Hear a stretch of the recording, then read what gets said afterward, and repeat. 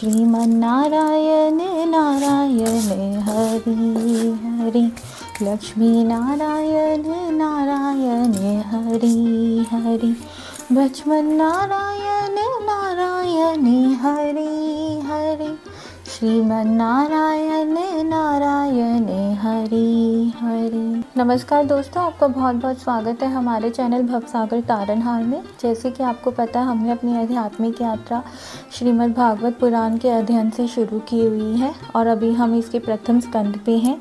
आज हम इसके 11वें अध्याय को पढ़ने जा रहे हैं। तो एक बार ज़ोर से बोलो जय जय श्री राधे, बोलो विष्णु भगवान की जय, बोलो लक्ष्मी माँ की जय। द्वारका में श्री कृष्ण का राजोचित स्वागत। सूत जी कहते हैं, श्री कृष्ण ने अपने समृद्ध अनर्थ देश में पहुंचकर वहां के लोगों की विरह वेदना बहुत कुछ शांत करते हुए अपना श्रेष्ठ पांचजन्य नामक शंख बजाया। भगवान के होठों की लाली से लाल हुआ वह श्वेत वर्ण का शंख बजते समय उनके कर कमलों में ऐसा शोभायमान हुआ जैसे लाल रंग के कमलों पर बैठकर कोई राजहंस उच्च स्वर से मधुर गान कर रहा हो। भगवान के शंख की वह ध्वनि संसार के भय को भयभीत करने वाली है। उसे सुनकर सारी प्रजा अपने स्वामी श्री कृष्ण के दर्शन की लालसा से नगर के बाहर निकल आई।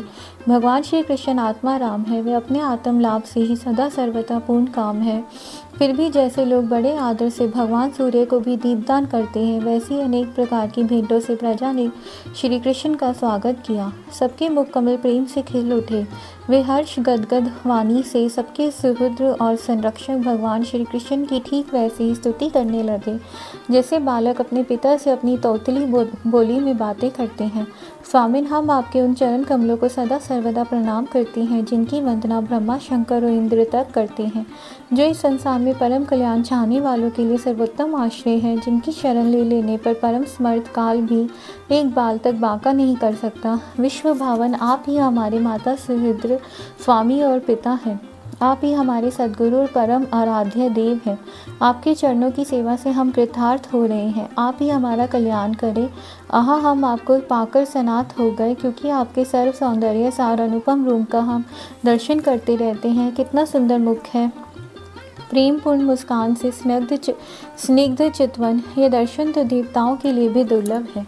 कमल नयन श्री कृष्ण, जब आप अपने बंधु बांधवों से मिलने के लिए हस्तिनापुर अथवा मथुरा ब्रजमंडल चले जाते हैं, तब आपके बिना हमारा एक एक क्षण कोटि कोटि वर्षों के समान लंबा हो जाता है। आपके बिना हमारी दशा वैसी हो जाती है जैसे सूर्य के बिना आँखों की। भक्त वत्सल भगवान श्री कृष्ण प्रजा के मुख से ऐसे वचन सुनते हुए और अपनी कृपा में दृष्टि से उन पर अनुग्रह की वृष्टि करते हुए द्वारका में प्रविष्ट हुए। जैसे नाग अपनी नगरी भोगवती पतालपुरी की रक्षा करते हैं, वैसे ही भगवान की वह द्वारकापुरी भी मधु भोज दशार अहर कुरकुर अंधक और वृष्णिवंशी यादवों से, जिनके पराक्रम की तुलना और किसी से भी नहीं की जा सकती, सुरक्षित थी। वह पूरी समस्त ऋतुओं के संपूर्ण वैभव से संपन्न एवं पवित्र वृक्षों एवं लताओं के कुंजों से युक्त थी। स्थान स्थान पर फलों से पूर्ण उद्यान, पुष्प वाटिकाएं एवं क्रीड़ावन थे। बीच बीच में कमलयुक्त सरोवर नगर की शोभा बढ़ा रहे थे। नगर के फाटकों, महल के दरवाजों और सड़कों पर भगवान के स्वागतार्थ बंधनवारें लगाई गई थी। चारों ओर चित्र विचित्र ध्वजा पताकाएं फहरा रही थी, जिनसे उन स्थानों पर घाम का कोई प्रभाव नहीं पड़ता था। उसके राजमार्ग, अन्य सड़कें, बाजार और चौक झाड़ बुहार कर सुगंधित जल से सींच दिए गए थे और भगवान के स्वागत के लिए बरसाए हुए फल फूल अक्षत अंकुर चारों ओर बिखरे हुए थे।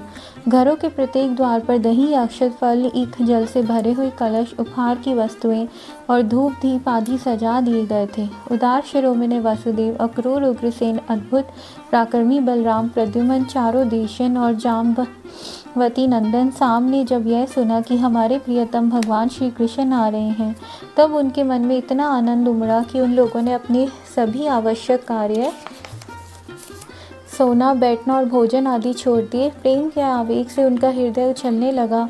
वे मंगल शकुन के लिए एक गजराज को आगे करके स्वत सत्यन पाठ करते हुए और मांगलिक सामग्रियों से सुसज्जित ब्राह्मणों को साथ लेकर चले।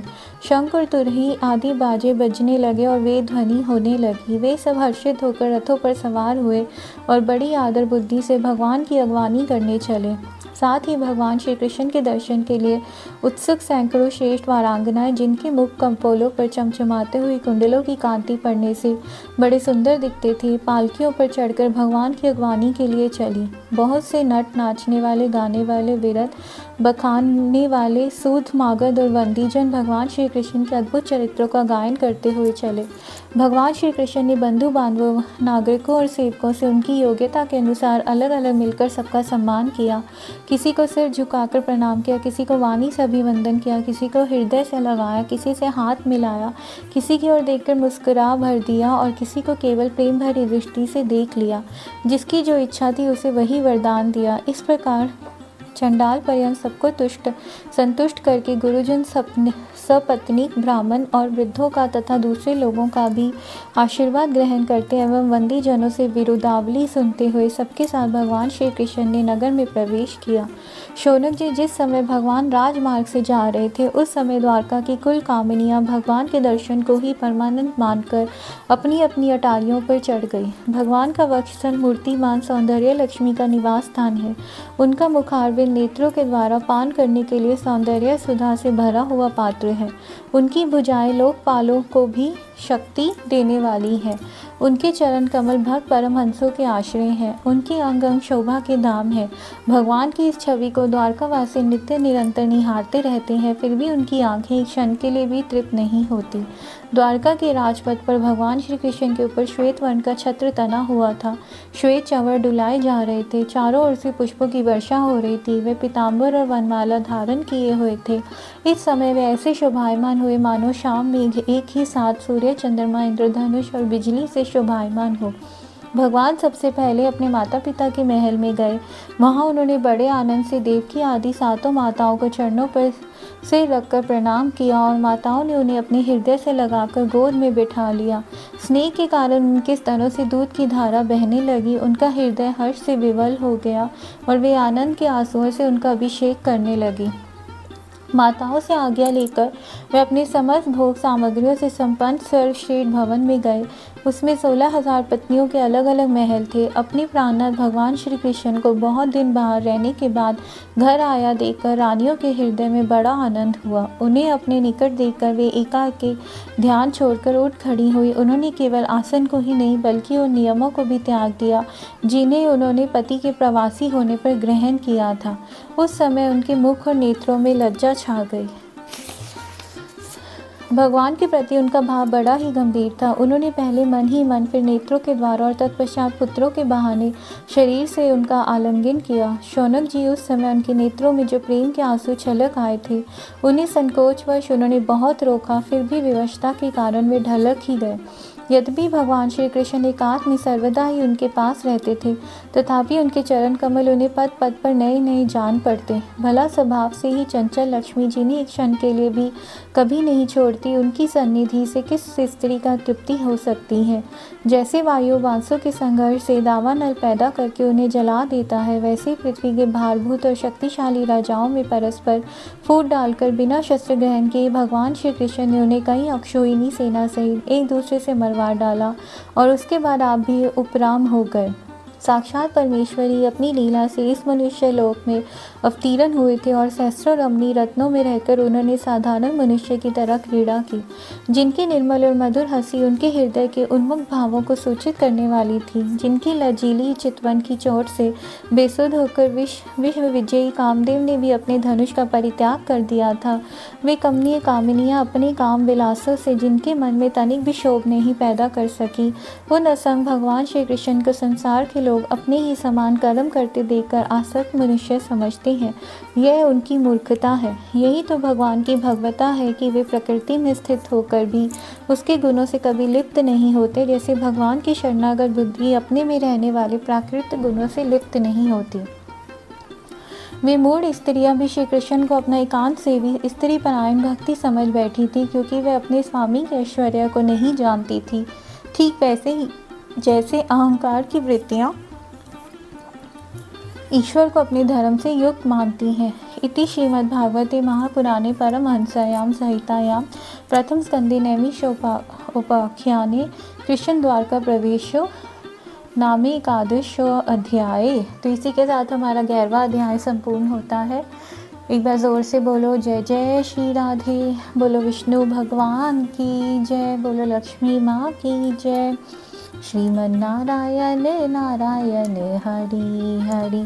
लक्ष्मी नारायण नारायण हरि हरि। भगवन नारायण नारायण हरि हरि। श्रीमन नारायण नारायण हरि हरि। अथ द्वादशोऽध्याय। परीक्षित का जन्म। शौनक जी ने कहा, अश्वत्थामा ने जो अत्यंत तेजस्वी ब्रह्मास्त्र चलाया था उससे उत्तरा का गर्भ नष्ट हो गया था, परंतु भगवान ने उसे पुनः जीवित कर दिया। उस गर्भ से पैदा हुए महाज्ञानी महात्मा परीक्षित के जिन्हें सुखदेव जी ने ज्ञान उपदेश दिया था, जन्म कर्म मृत्यु और उसके बाद जो गति उन्हें प्राप्त हुई, वह सब यदि आप ठीक समझे तो कहें, हम लोग बड़ी श्रद्धा के साथ सुनना चाहते हैं। सूत जी ने कहा, धर्मराज युधिष्ठिर अपनी प्रजा को प्रसन्न रखते हुए पिता के समान उसका पालन करने लगे। भगवान श्री कृष्ण के चरण कमलों के सेवन से वे समस्त भोगों से निस्पृह हो गए थे। शौनकादि ऋषि उनके पास अतुल संपत्ति थी। उन्होंने बड़े बड़े यज्ञ किए थे तथा उनके फलस्वरूप शेष लोकों का अधिकार प्राप्त किया था। उनकी रानियां और भाई अनुकूल थे। सारी पृथ्वी उनकी थी। वे जम्बू द्वीप के स्वामी थे और उनकी कीर्ति स्वर्ग तक फैली हुई थी। उनके पास भोग की ऐसी सामग्री थी जिसके लिए देवता लोग भी ललायत रहते थे, परंतु जैसे भूखे मनुष्य को भोजन के अतिरिक्त दूसरे पदार्थ नहीं सुहाते, वैसे उन्हें भगवान के सिवा दूसरी कोई वस्तु सुख नहीं देती थी। शौनक जी, उत्तरा के गर्भ में स्थित वह वीर शिशु परीक्षित जब अश्वत्थामा के ब्रह्मास्त्र के तेज से जलने लगा, तब उसने देखा कि उसकी आंखों के सामने एक ज्योतिर्मय पुरुष है। वे देखने में तो अंगूठे भर का है, परंतु उसका स्वरूप बहुत ही निर्मल है। अत्यंत सुंदर श्याम शरीर है, बिजली के समान चमकता हुआ पीताम्बर धारण किए हुए है, सिर पर सोने का मुकुट झिलमिला रहा है। उस निर्विकार पुरुष के बड़ी ही सुंदर लंबी लंबी 4 भुजाएं हैं, कानों में तपाए हुए स्वर्ण के सुंदर कुंडल है, आंखों में लालिमा है, हाथ में लूकी के समान जलती हुई गदा लेकर उसे बार बार घुमाता जा रहा है और स्वयं शिशु के चारों ओर घूम रहा है। जैसे सूर्य अपनी किरणों से कुहरे को भगा देता है, वैसे ही वह उस गदा के द्वारा ब्रह्मास्त्र के तेज को शांत करता जा रहा था। उस पुरुष को अपने समीप देखकर वह गर्भस्थ शिशु सोचने लगा कि यह कौन है। इस प्रकार उस 10 मास के गर्भस्थ शिशु के सामने ही धर्म रक्षक अब प्रेमी भगवान श्री कृष्ण ब्रह्मास्त्र के तेज को शांत करके वहीं अंतर ध्यान हो गए। तदनंतर अनुकूल ग्रहों के उदय से युक्त समस्त सद्गुणों को विकसित करने वाले शुभ समय में पांडु के वंशधर परीक्षित का जन्म हुआ। जन्म के समय ही वह बालक इतना तेजस्वी दिख पड़ता था मानो स्वयं पांडु ने ही फिर से जन्म लिया हो। पुत्र के जन्म की बात सुनकर राजा युधिष्ठिर मन में बहुत प्रसन्न हुए। उन्होंने धौम्य, कृपाचार्य आदि ब्राह्मणों से मंगलवाचन और जात कर्म संस्कार करवाए। महाराज युधिष्ठिर दान के योग्य समय को जानते थे। उन्होंने प्रजातीर्थ नामक काल में अर्थात नाल काटने के पहले ही ब्राह्मणों को सुवर्ण गोएं, पृथ्वी, गांव, उत्तम जाति के हाथी घोड़े और उत्तम वन का दान दिया। ब्राह्मणों ने संतुष्ट होकर अत्यंत विनय युधिष्ठिर से कहा, पुरुवंश शिरोमणि, काल की दुर्निवार गति से यह पवित्र पुरुवंश मिटना ही चाहता था, परंतु तुम लोगों पर कृपा करने के लिए भगवान विष्णु ने यह बालक देकर इसकी रक्षा कर दी, इसलिए इसका नाम विष्णुरात होगा। निसंदेह बालक संसार में बड़ा यशस्वी, भगवान का परम भक्त और महापुरुष होगा। युधिष्ठिर ने कहा, महात्माओं, यह बालक क्या अपनी उज्जवल यश से हमारे वंश के पवित्र कीर्ति महात्मा राजर्षियों का अनुसरण करेगा? ब्राह्मण ने कहा, धर्मराज, यह मनुपुत्र इक्ष्वाकु के समान अपनी प्रजा का पालन करेगा तथा दशरथ नंदन भगवान श्री राम के समान ब्राह्मण भक्त और सत्य प्रतिज्ञ होगा। यह उसी नरेश शिबी के समान दाता और शरणागत वत्सल होगा तथा याज्ञिकों के में दुष्यंत के पुत्र भरत के समान अपने वंश का यश फैलाएगा। धनुर्धरों में यह सहस्त्रबाहु अर्जुन और अपने दादा पार्थ के समान अग्रगण्य होगा। यह अग्नि के समान दुर्धर्ष और समुद्र के समान दुस्तर होगा। यह सिंह के समान पराक्रमी, हिमाचल की तरह आश्रय लेने योग्य, पृथ्वी के सदृश तितिक्षु और माता पिता के समान सहनशील होगा। इसमें पितामह ब्रह्मा के समान समता रहेगी। भगवान शंकर की तरह ये कृपालु होगा और संपूर्ण प्राणियों का आश्रय देने में लक्ष्मीपति भगवान विष्णु के समान होगा। यह समस्त सद्गुणों की महिमा धारण करने में श्री कृष्ण का अनुयायी होगा, रंती देव के समान उदार होगा और ययाति के समान धार्मिक होगा, धैर्य में बलि के समान और भगवान श्री कृष्ण के प्रति दृढ़ निष्ठा में यह प्रहलाद के समान होगा। ये बहुत से अश्वमेध यज्ञों का करने वाला और वृद्धों का सेवक होगा। इसके पुत्र राजर्षि होंगे। मर्यादा को उल्लंघन करने वालों को यह दंड देगा। ये पृथ्वी माता और धर्म की रक्षा के लिए कलयुग का भी दमन करेगा। ब्राह्मण कुमार के शाप से तक्षक के द्वारा अपनी मृत्यु सुनकर यह सबकी आसक्ति छोड़ देगा और भगवान के चरणों की शरण लेगा। राजन व्यास नंदन सुखदेव जी से यह आत्मा के यथार्थ स्वरूप का ज्ञान प्राप्त करेगा और अंत में गंगा तट पर अपने शरीर को त्याग कर निश्चय ही अभय पद प्राप्त करेगा। ज्योतिष शास्त्र के विशेषज्ञ ब्राह्मण राजा युधिष्ठिर को इस प्रकार बालक के जन्म लगन का फल बताकर और भेंट पूजा लेकर अपने अपने घर चले गए। वहीं यह बालक संसार में परीक्षित के नाम से प्रसिद्ध हुआ, क्योंकि वह समर्थ बालक गर्भ में जिस पुरुष का दर्शन पा चुका था उसका स्मरण करते हुए लोगों में उसी की परीक्षा करता रहता था कि देखे इनमें से कौन सा वह है। जैसे शुक्ल पक्ष में दिन प्रतिदिन चंद्रमा अपनी कलाओं से पूर्ण होता हुआ बढ़ता है, वैसे ही वह राजकुमार भी अपने गुरुजनों के लालन पालन से क्रमशः अनुदिन बढ़ता हुआ शीघ्र ही सयाना हो गया। इस समय स्वजनों के वध का प्रायश्चित करने के लिए राजा युधिष्ठिर ने अश्वमेध यज्ञ के द्वारा भगवान की आराधना करने का विचार किया, परंतु प्रजा से वसूल किए हुए कर और दंड जुर्माने की रकम के अतिरिक्त और धन ना होने के कारण वे बड़ी चिंता में पड़ गए। उनका अभिप्राय समझकर भगवान श्री कृष्ण की प्रेरणा से उनके भाई उत्तर दिशा में राजा मरुत और ब्राह्मणों द्वारा छोड़ा हुआ बहुत सा धन ले आए। उससे यज्ञ की सामग्री एकत्र करके धर्मवीरु महाराज युधिष्ठिर ने 3 अश्वमेध यज्ञों के द्वारा भगवान की पूजा की। युधिष्ठिर के निमंत्रण से पधारे भगवान ब्राह्मणों द्वारा उनका यज्ञ संपन्न कराकर अपने सुहृद पांडवों की प्रसन्नता के लिए कई महीनों तक वहीं रहे। शौनक जी इसके बाद भाइयों सहित राजा युधिष्ठिर और द्रौपदी से अनुमति लेकर अर्जुन के साथ यदुवंशियों से घिरे हुए भगवान श्री कृष्ण ने द्वारका के लिए प्रस्थान किया। इति श्रीमद्भागवते महापुराणे परमहंसायां संहितायां प्रथम स्कंदे नैमिषोपाख्याने परीक्षित जन्माद्युत्कर्षो नाम 12 अध्याय। तो इसी के साथ हमारा 12वां अध्याय भी संपूर्ण हुआ। तो आज का हम लोग यहीं पर विराम लगाते हैं अपनी आध्यात्मिक यात्रा को। तो एक बार ज़ोर से बोलिए जय जय श्री राधे। बोलो विष्णु भगवान की जय, लक्ष्मी माँ की जय। श्रीमन नारायण नारायण हरि हरि, लक्ष्मी नारायण नारायण हरि हरि, भगवन नारायण नारायण हरि हरि, श्रीमन नारायण नारायण हरि हरि।